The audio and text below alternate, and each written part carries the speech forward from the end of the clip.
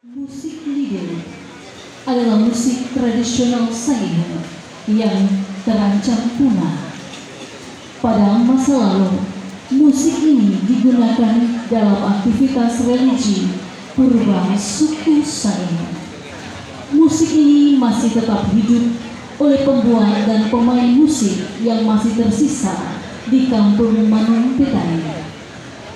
Pada tahun 2022, atas upaya dan kepedulian penjabat Bupati Kepulauan Saiha, Dr. Rini Tamuntuan bersama tim telah mendaftarkan kekayaan budaya ini ke Kemenkumham dan telah memperoleh sertifikat hak kekayaan intelektual sebagai kebudayaan asli milik suku Saiha.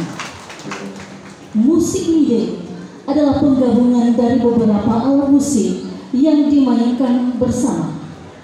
Alat-alat musik tersebut adalah 1. Bansi atau suling,